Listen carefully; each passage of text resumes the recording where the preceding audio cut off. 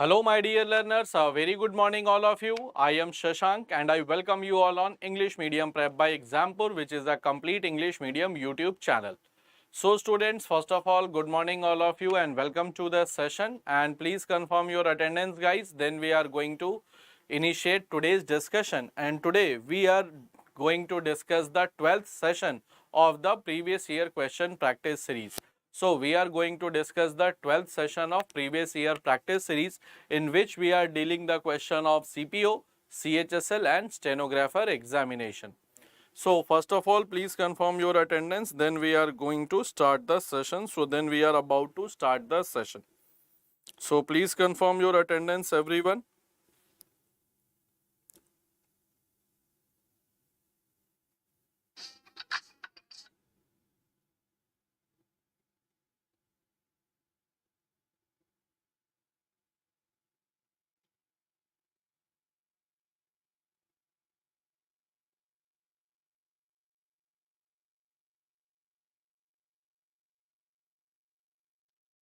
So Jivitha, good morning and welcome to the session.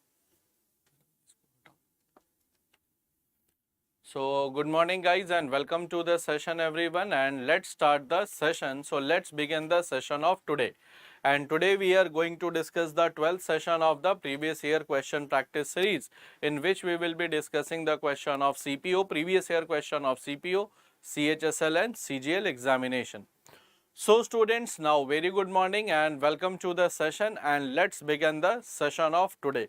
So let's begin the session, and this is the previous year question series of CPOs, CHSL and stenographer exam. So let's start the session.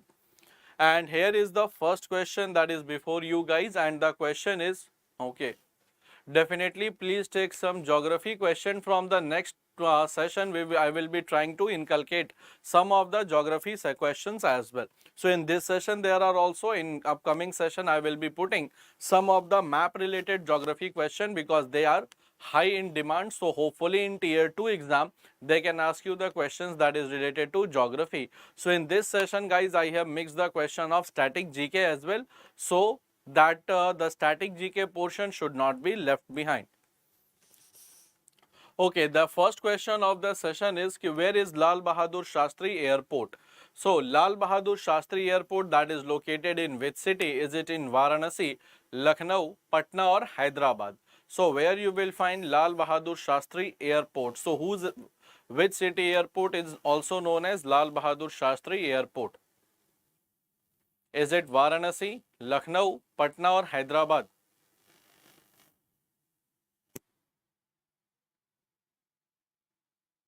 So which airport is called Lal Bahadur Shastri Airport?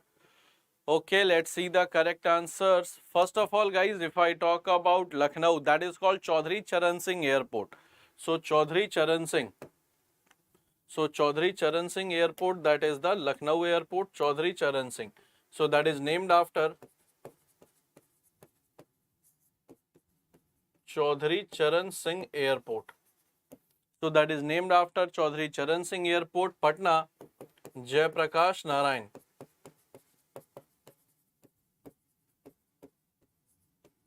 Jayaprakash Narayan Airport. Hyderabad, Rajiv Gandhi. Rajiv Gandhi Airport. So correct answer will be Varanasi, and that is called Lal Bahadur Shastri Airport. And recently we celebrated the birthday of Lal Bahadur Shastri, that is also on the 2nd October. So correct answer will be option A, that is Varanasi, and you will find guys his birthday is on 2nd of the October, and the second Prime Minister of India. So after Pandit Nehru, he became the Prime Minister, and during the Tashkent Agreement, he died in Uzbekistan. So Lal Bahadur Shastri, he died in Uzbekistan, died in Tashkent, that is in Uzbekistan, where he went for the peace conference with India and Pakistan. There he died in mysterious condition. mysterious condition. So the reason of the death of Lal Bahadur Shastri is still not known. Jayaprakash Narayan gave the slogan, that is complete revolution, and he was against Indira Gandhi in 1975 international during the emergency, that is Sampoorn Kranti. So that is the slogan, Sampoorn Kranti. So correct answer will be, guys, option A, that is Varanasi. And Hyderabad, guys, on bank of which river Hyderabad is located? So on bank of which river? Bank of which river Hyderabad is located?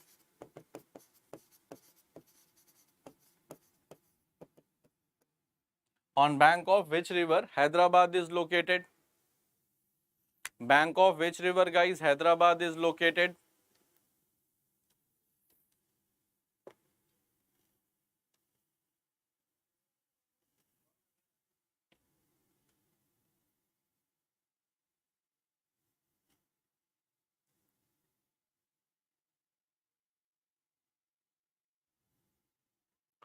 Okay, so that is located on the bank of river Musi. Yes, that is located on bank of river Musi, which is a tributary of river Krishna. So located on the bank of river Musi, famous for Hyderabadi biryani as well. Therefore, correct answer will be option A, that is Varanasi. Now, let's come to the next question. During the time of Firoz Shah Tughlaq, amount captured as booty was known as. So during the time of Firoz Shah Tughlaq, guys, the amount that was being captured as a booty, booty means the amount that you get after plundering the areas, that was known by which name? Is it jizya, khams, kharaz or zakat? So what was it called when during the time of Firoz Shah Tughlaq, the amount captured as booty was known by which name? So amount captured as a booty, that was known by which name?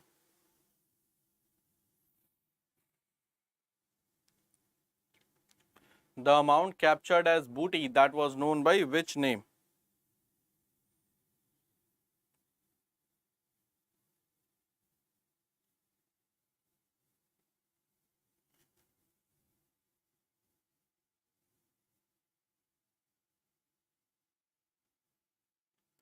Okay, so the amount that was captured as booty, that was not known as zakat. First of all, guys, booty. Booty means the amount captured. Amount captured when any area was plundered. So amount captured through the plundering, that is called booty. Now, jizya was a tax that was collected from non-Muslims. It was collected from non-Muslims as a for protection of life and property. For protection of life and property. So that was called jizya. Kharaz, that was called the land revenue. Land revenue taken from Muslims.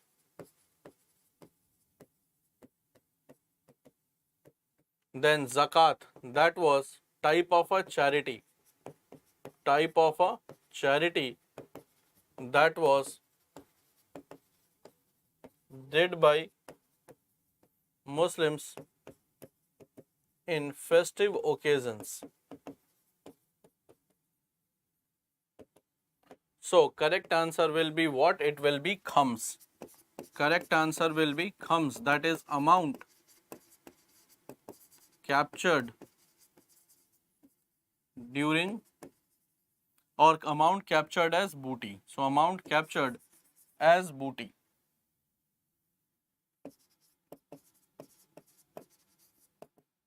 So amount captured as booty, that was called khams. And the rate of khams was, guys, officially whatever the amount was being captured, 4/5 that was distributed between the soldiers and 1/5 that was kept by Sultan. So this was the originally how the booty was to be divided. Now what happened कि Alauddin Khilji reversed this thing. 4/5 that was kept by Sultan, 1/5 that was being given to soldiers. So 1/5 that was given to soldiers. So correct answer will be guys khams, and khams was also called mal-e-ganimat. It was also called mal-e-ganimat. So correct answer will be guys, it is option B, that is khams. So khams, it was the amount captured during the booty, that was called khams. Is it clear to all of you guys? Then do let me know. Then I will be moving to the next question. So is it clear to all of you guys?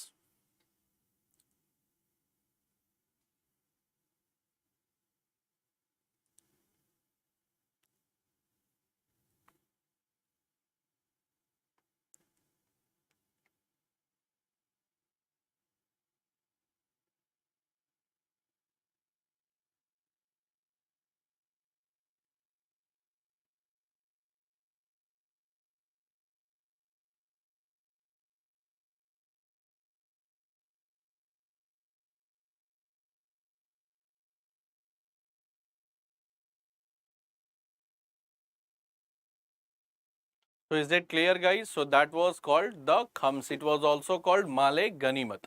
Male ganimat means ki the things that comes from the fortune. So the amount that you get, if you get fortunately, that is called male ganimat, and that was in the time of Delhi Sultanate was known as khams. So correct answer will be option B. Now guys, come to the next question कि दीवाने इंशा was related to Sultanate period of which of the following? So Diwane Insha was what type of department during the time of Delhi Sultanate? So what type of department was Diwane Insha during the time of Delhi Sultanate? Is it Department of Agriculture, Department of Slaves, Department of Arrears, or Department of Correspondence? So tomorrow I will be bringing the geography question much in the number, so that you should have a good practice over the geography questions as well. So Diwane Insha was related to which of the following period? Department of Agriculture, Department of Slaves, Department of Arrears, or Department of Correspondence? So what type of department was Diwane Insha?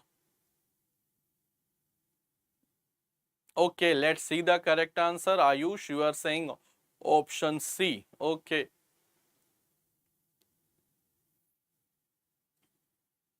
See, first of all, Diwane Insha. Diwane Insha was a regular department that existed from the very beginning in Delhi Sultanate.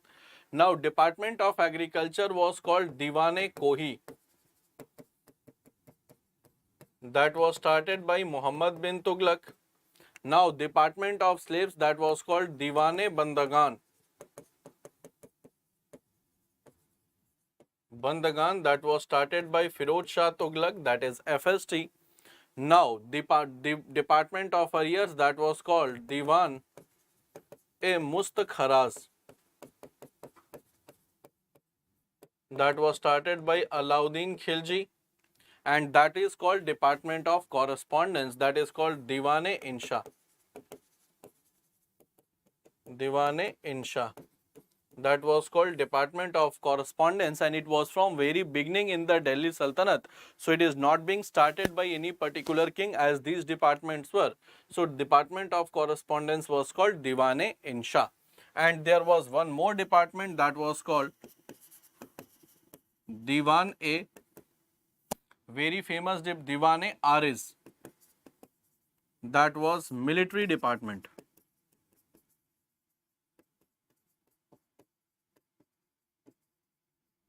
That was called military department started by Balban. So that was called military department started by Balban. So that was called Diwane Ariz. Then you have Darul Shifa. That was charitable hospital.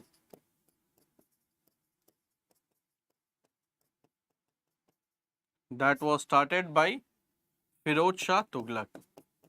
That was called Darul Shifa, that was called What was the purpose of Diwane? Correspondence. So correspondence, it used to write letters. So for have the official communication with other kings, with foreign country, to write letters to the minister for official communication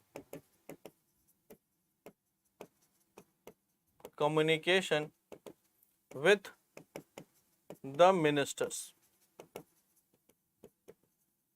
So that was the work of the Darul, that was called Diwane Insha.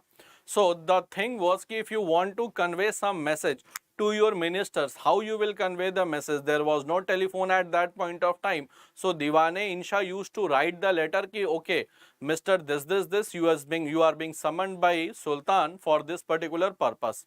Now, if any sultan wants to establish some foreign connection, or if he wants to write the letter to some foreign king, so through Diwane Insha the letter will be written to that foreign king so that they can communicate with each other. So that was Diwane Insha correspondence, and at that point of time the method of official correspondence was letter writing, as there was no email, there was no telephone. So through the letters, all the letters, official letters I mean to say, that all were written by Diwane Insha. So that was the department of correspondence, and the correspondence during the medieval time, that was did through the letters. So I hope Ayush it is clear to you ki what was the actual purpose of Diwane Insha to write the letters. Actually they used to write the official letters to the ministers of the Sultan and also to the other foreign country kings, because at that point of time the method of communication was only written communication. There was no telephone, no email, so there was no technical communication method was there. So only you have to write the letter, put the royal stamp, and then you have to sign. And this was the way to establish the communication with the foreign countries. I hope it is clear to all of you guys. Then do let me know. Then I will be moving to the next question to discuss.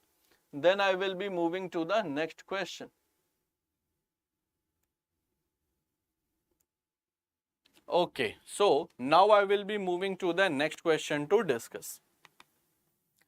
Okay, now guys, consider the statement. This type of question may come in your SSC CGL main examination, tier 2 examination.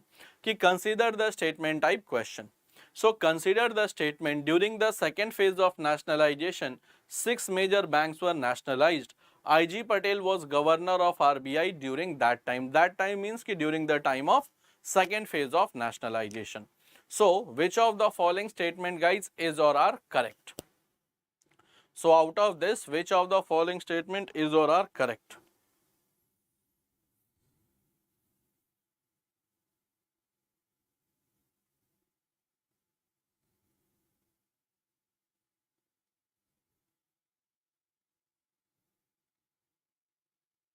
Which of the statement is or are correct guys?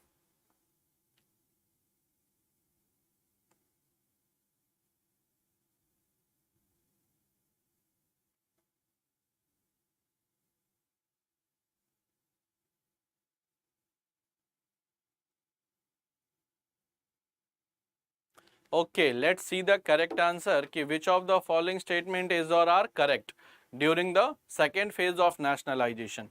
Second phase of nationalization of banks happened on 15th April 1980 when 6 major banks were nationalized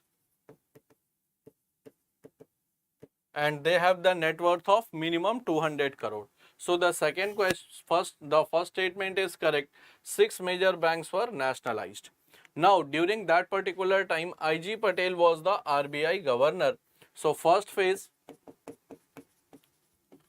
19 July 19 July 1969, 14 major banks, RBI governor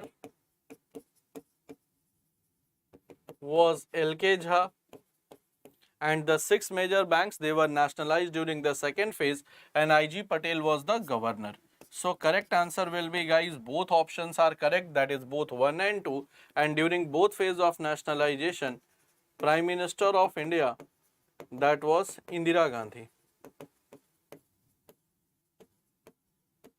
That was Indira Gandhi, Prime Minister of India, that was Indira Gandhi. So Indira Gandhi was the Prime Minister of India. She took very bold decision to nationalize the bank.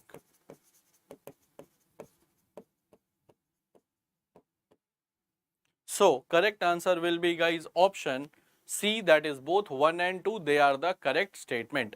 So guys, before I should go to the next question, do let me know ki whatever it is written in the smart board, is it visible to all of you? So whatever it is written in the smart board, is it visible to all of you? Whatever it is written in the smart board, is it visible to all of you?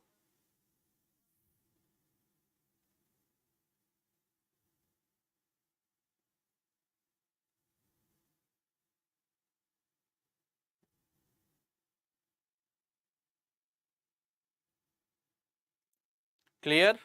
Okay. So guys, whatever it is written in the smart board, on the smart board, is it visible to all of you? Then do let me know. Then I will be moving to the next question to discuss.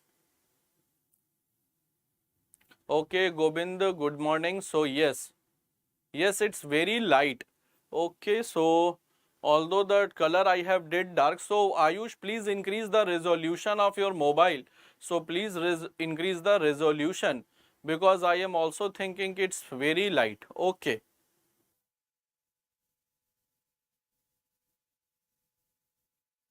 Hmm. Let me contact the technical team, guys.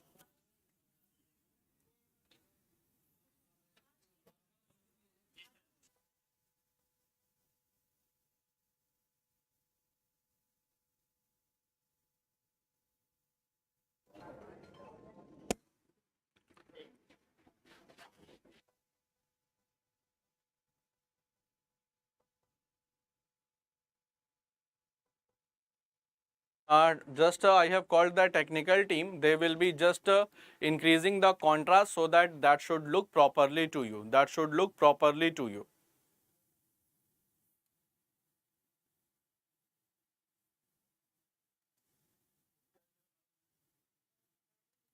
That should look properly to you. So definitely just I have called the technical team person, and they are working on it to increase the contrast so that it will be visible.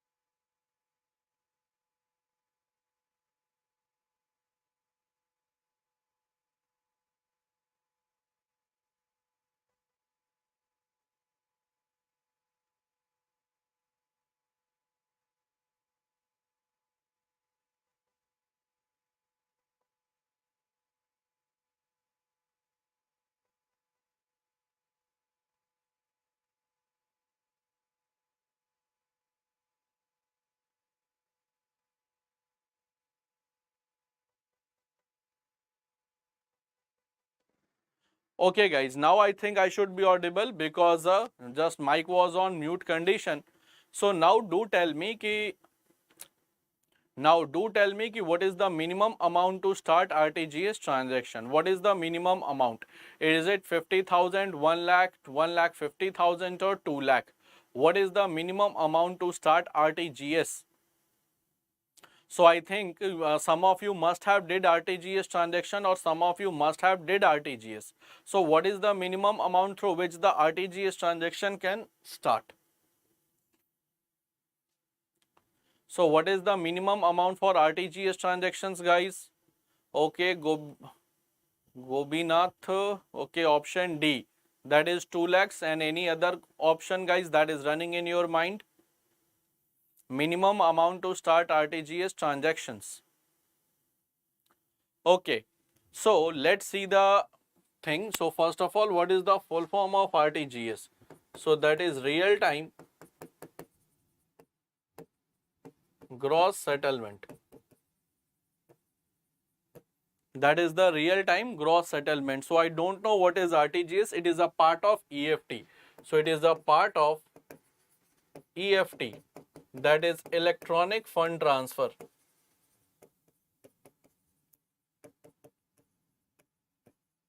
It is a part of EFT, guys, that is electronic fund transfer. When you transfer money through mobile internet or through application of that bank, that is the EFT process, that is electronic fund transfer. When you transfer the amount from one account to another account with the help of internet. Either you can do with the app, either you can go to branch of the bank and you can fill the form and you can initiate the transaction. So it is part of EFT, that is electronic fund transfer, and RTGS stands for real time gross settlement. Real time gross settlement. And real time, what it means? Ki exact time when you are transferring the amount, within the moment of the time that will settle in the account of the beneficiary. And the minimum amount to start RTGS transaction is 2 lakh rupees. So minimum amount to start the RTGS transaction is 2 lakh. So this is minimum, there is no maximum amount. No maximum amount to start RTGS transaction. Now what details is needed for RTGS? Details needed for RTGS. First of all, that is the name. Name is optional. Then account number, it is mandatory. And IFSC, this is also mandatory. So amount in name, it is optional. Either you can write any name that you wish to. So name, it is not, it is optional, but account number and IFSC, it is mandatory. Now what is IFSC? It stands for Indian Financial System Code. It is Indian Financial System Code. So IFSC stands for Indian Financial System Code, and IFSC is 11-digit alphanumeric. 11-digit alphanumeric code. For example, like BKID 0004423. This is an example of IFSC. BKID stands for bank name. This is always 0. And this is a reserved digit, and last 6 digit represents bank branch. And every branch has a unique IFSC. Every branch has a unique IFSC. So that is Indian Financial System Code. It is 11-digit alphanumeric code. Example is this, guys, like this is the bank account of Bank of India. This is the IFSC of my bank account of my bank in which I have the account. So BKID, that represents the name of the bank, that is the Bank of India. Like UTIB, it is for the Axis Bank. 0, it is always reserved digit, it is always reserved. And last 6 digit, guys, that represents the branch of the bank. And every branch of a bank has a unique IFSC. So every branch of bank has unique IFSC. So IFSC varies from branch to branch. So IFSC varies from branch to branch because the coding of every branch is different. Now where you will find IFSC of that bank? It is generally written on the checkbook, it is generally written on the passbook. So that IFSC you will find, IFSC you can find on the check leaf plus passbook of the account. So it is mentioned in the check leaf and it is also mentioned in the passbook of the account. So from where you can get to know about the IFSC. Other than this, if you will search on internet, then you can also find the IFSC. So IFSC guys, it is Indian Financial System Code. It is written on the check leaf of the bank and it is also written on the passbook. So it is also written on the passbook as well guys. So I hope it is clear to all of you. Is it clear? And next is like NEFT, that is National Electronic Fund Transfer. It is also the part of EFT, that is Electronic Fund Transfer. I hope Ayush it is clear. And minimum amount to initiate the RTGS transaction, that is minimum 2 lakh rupees. It is chargeable in nature. It is not like that it is free, it is chargeable. Chargeable in nature. And NEFT is free. And NEFT, it is now 24 into 7 and this is free. NEFT is free, that is you do not have to pay any charges, but this RTGS is chargeable in nature.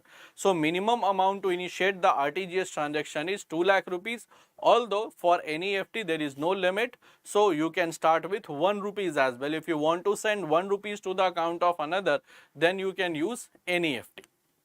I hope my dear learners, is that clear to all of you? NEFT is free, RTGS is chargeable. I hope it is clear to all of you. And I hope this year you will start doing the RTGS transaction also. Yes, RTGS is also 24 into 7. Definitely Gobindnath, it is also 24 into 7. See what it is written, real time, that means exact time. The time on which you are transferring the money, just in the same time that will be settled in the account of beneficiary. So the time you are transferring the money, it will be that particular time, it will be set up in the account of beneficiary. So this is real time, means exact time. If you are transferring at midnight, then it will also finally settle in the midnight. So exactly, so that is called exact time.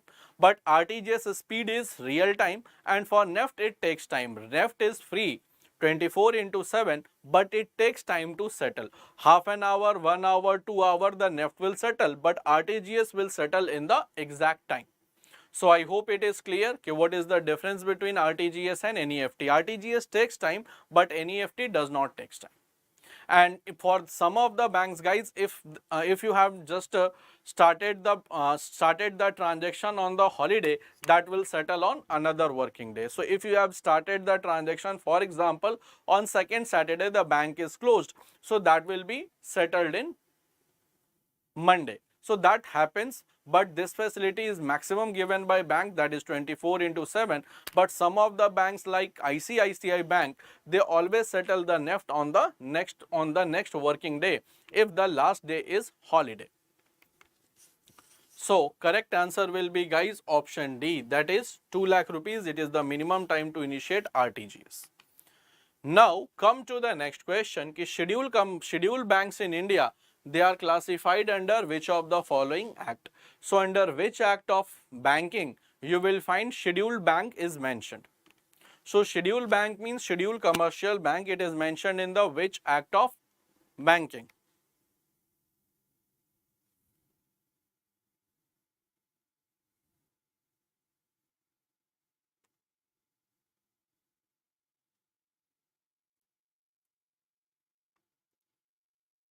It is mentioned in which act of the banking?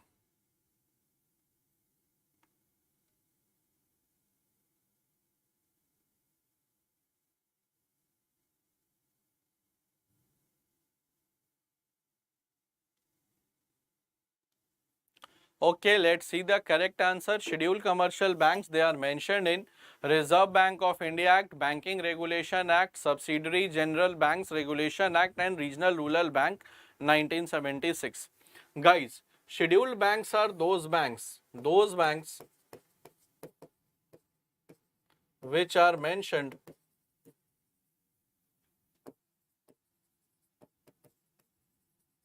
in Schedule 2 of RBI Act 1934. So those banks which are mentioned in Schedule 2 of RBI of Reserve Bank of India Act 1934, they are called scheduled banks. Those banks which are mentioned in Schedule 2 of RBI Act 1934. And Regional Rural Bank Act, so this is called RRB Act. RRB Act was established in 1976, although first RRB of India, that was Prathama Gramin Bank.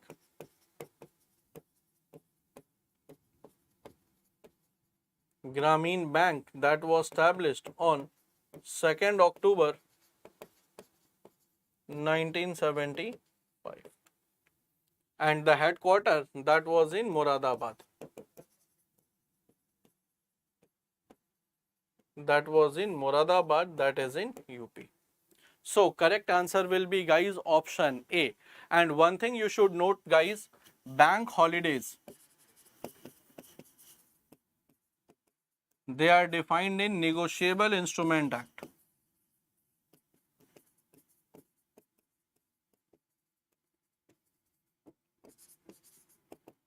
So if the examiner asks you about bank holidays, they are defined in which act? So that is defined in Negotiable Instruments Act.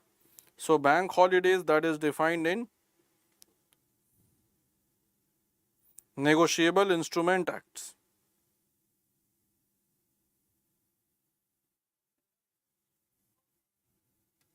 1881. So Negotiable Instrument Act, it is defined in Negotiable Instrument Act 1881, that is the bank holidays. So bank holidays, it is defined in Negotiable Instrument Act of 1881. So correct answer will be scheduled commercial banks, they are defined in Schedule 2 of RBI Act 1934. So that is scheduled commercial, that is called scheduled banks. Bank holidays, Negotiable Instrument Act, Regional Rural Bank, that is in the RRB Act. So correct answer will be option A. So I hope, my dear students, that should be clear to all of you in which particular act what the things are being defined.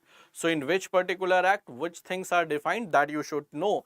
And this is an important point, guys, that is about the bank holidays, because maximum time they have asked you through in which act bank holidays they are defined, and maximum students either they go for RBI Act 1934 or they go for BR Act 1949. So either they go for BR Act or either they go for RBI Act, but the correct answer will be Negotiable Instruments Act. So correct answer will be option A, and bank holidays, it is NI Act 1881. Now we will be moving to the next question. So I hope it is clear to all of you. I hope it is clear to all of you.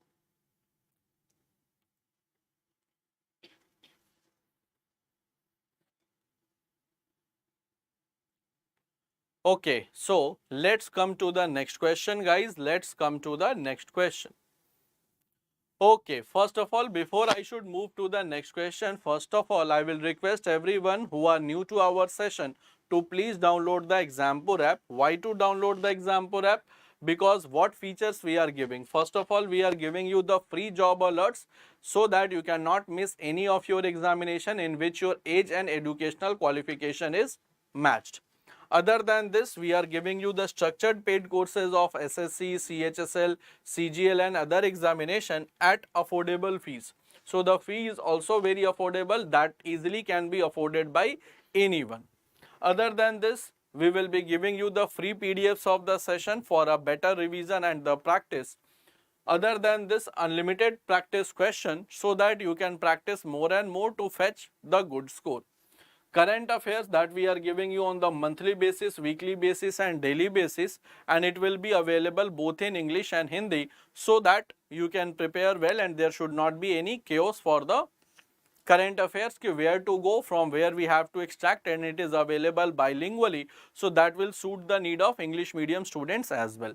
Other than this, All India Scholarship Test plus free previous year question paper with solution, so that you can understand ki what is the nature of the exam, what is the examination pattern, and what is the difficulty level of the question that comes in examination. So these three things you should understand: the nature of exam, difficulty level and the pattern of the paper. Therefore, we are giving you the previous year paper along with the solution. Now, how to download this app? We have only the Android version. We don't have Apple version of Exampur, in which first of all you have to go to Google Play Store. Go to Google Play Store, there you have to type Exampur. Once you will type Exampur, that is EXAMPUR, you will find this type of screen that comes before you.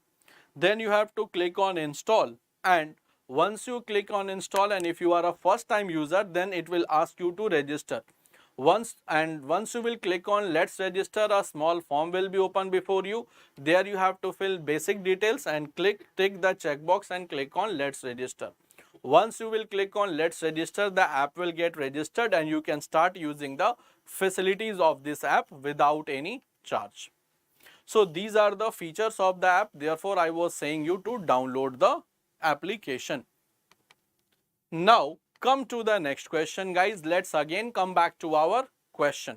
So this I have updated you how to download the Exampur app and why to download the Exampur app. Why to use the space of your mobile phone. So now come to the next question ki consider the statement. That's a good question ki the legislative council of a state can be larger than half of the size of legislative council of legislative assembly. Governor nominates the chairman of the legislative council. This is a question of CHSL tier 2 level. So this type of question will come in CGL tier 2. Because that CGL tier 2 will eliminate the students. Tier 1 will eliminate and tier 2 will finally eliminate. So, what is the correct statement regarding this? Ki the legislative council of a state can be larger than half of the size of legislative assembly. Governor nominate the chairman of legislative council. So, which statement is, guys, correct in this regard? Only one, only two, both one and two, neither one nor two. So if you are conceptually strong, if you are conceptually aware about the things, then easily you can answer the question. Then you can easily answer the question.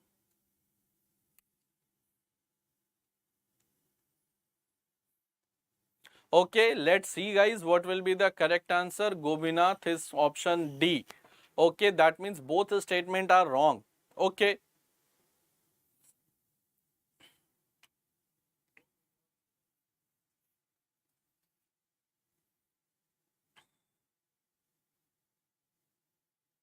Okay, both statements are wrong. What about others? What can be the best answer?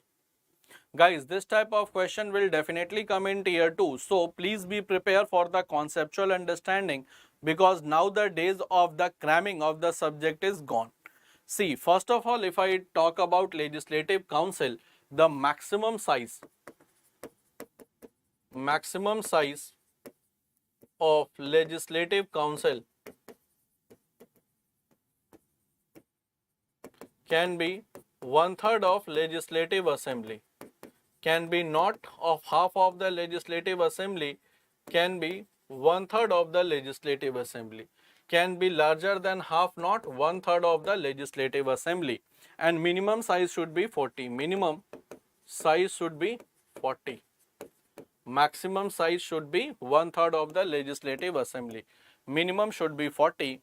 So the first statement is, guys, wrong. First statement is wrong, and governor nominate the chairman of the legislative council. So legislative council chairman is elected by members of legislative council. elected by members of Legislative Council. So this statement is also wrong. So correct answer will be, guys, option D, that is both 1 and 2, both are wrong statements. So both are wrong statement. Minimum size is 40 and maximum size is one third of the Legislative Assembly. And total in 6 states we have Legislative Assembly. Maximum size it is in UP, that is around 100 members, and minimum size it is in Telangana. Maximum size it is in UP, minimum size in Telangana. And Telangana we have only 40 members. Minimum size is with Telangana, maximum size is with UP. So correct answer will be, guys, option D, that is neither 1 nor 2. Neither 1 nor 2, this will be the correct answer, because both the statements they are wrong. Both the statements they are wrong.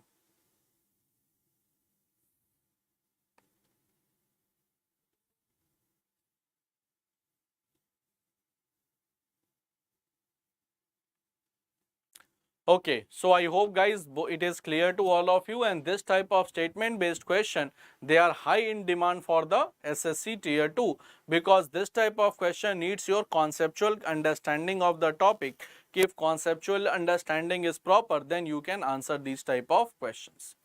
Therefore, correct answer will be option D, that is neither 1 nor 2. Now come to the next question. This is also tier 2 type question, so that you can practice this type of question, and if it is not, you are not getting correct answer, so you should revise the concepts that we have discussed earlier. The question is कि consider the following statement. Chief Minister can't be the member of Legislative Council. Legislative Assembly decides the salary allowances of the ministers in state. So what will be the correct answer? कि Chief Minister cannot be the member of Legislative Council. Legislative Assembly will decide the salary allowances of the ministers in state.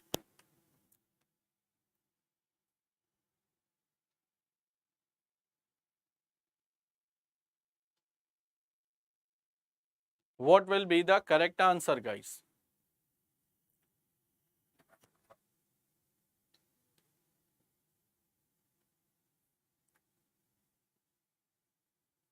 What will be the correct answer? So this is not very tough. First of all, if you have the basic understanding of the topic, then also you can answer it. If you are politically aware about the news, if you are politically, or if you are reading newspaper on regular basis, definitely you can answer this question. This happened in the Bihar. This happened in Bihar before few days, when Nitish Kumar left BJP and joined hands with RJD. So Jivitha is saying option D, guys. First of all, Chief Minister can't be the member of State Legislative Council. This is wrong statement. Earlier, Uddhav Thackeray, who was the ex-Chief Minister of Maharashtra, ex-CM of Maharashtra, he was the member of Legislative Council. Nitish Kumar, CM of Bihar, is still the member of Legislative Council. He is a MLC, he is not an MLA. Other than this, Yogi Adityanath, earlier Yogi Adityanath, he was MLC, he was not MLA. Now he is an MLA. Now he is an MLA from Gorakhpur constituency. Earlier he was MLC when he was serving the first term as a chief minister. So when he became the chief minister for the first time, then he was MLC, he was not MLA at all. So an MLC can become the chief minister of the state as well. This is correct. We have seen 3 examples. Recent example, Uddhav Thackeray, before he was removed from the post of chief minister. Right now we have Nitish Kumar, CM of Bihar. He is not an MLA, he is an MLC. And earlier Yogi Adityanath, in first term, he was an MLC, he was not an MLA. So first statement is correct, is wrong, guys. Legislative Assembly decides the salary, allowances and ministers of the state. That is correct, because the consolidated fund of the state is under legislative assembly. Like the salary goes from the consolidated fund of the state, and custodian of the consolidated fund is the legislative assembly. So correct answer will be option 2, that is only second statement is correct, guys. Assembly is the legislative assembly. So correct answer will be what? It will be option B, because consolidated fund of the state, that is under the legislative assembly, like consolidated fund of India, it is under the parliament. So correct answer will be what, guys? It will be option B. Is it clear to all of you? Then do let me know. Is it clear to all of you? Then do let me know.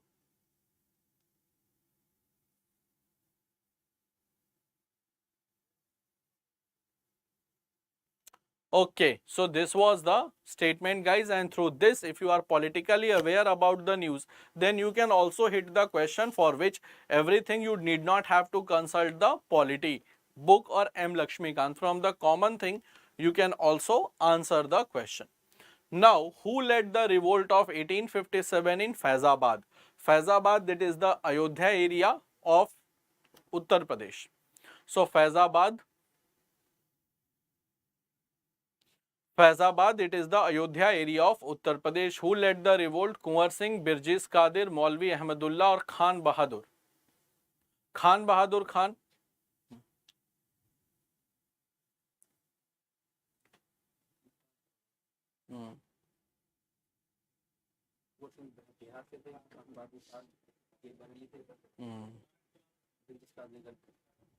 Lucknow, sir. Okay, guys. So first of all, revolt of 1857 from Faizabad. Revolt of 1857 Faizabad. It is now Ayodhya, that is in UP. So Kunwar Singh was from Bihar. So from Jagdishpur. Birjis Qadir, Uttar Pradesh, from Lucknow, and he was son of Nawab Wajid Ali Shah. Maulvi Ahmadullah was from Khan Bahadur Khan was from Uttar Pradesh, and that was from Bareilly. So correct answer will be Maulvi Ahmadullah. He was from Faizabad. He was the leader of revolt from Faizabad. So correct answer will be, guys, option C. Correct answer will be option C. Okay, guys, so after my session will be completed, you need not have to go anywhere, because Deepmani sir is there to take your physics session. So guys, with this last question, we complete the session of today, and you need not have to go anywhere, because after my session will complete from 12 noon, Deepmani sir will come within few minutes to start to take your bio session. So that was all from the day from my side. Then we will be meeting again on tomorrow with the next session to discuss. So that was all for the day. Bye bye everyone. Do take good care of yourself.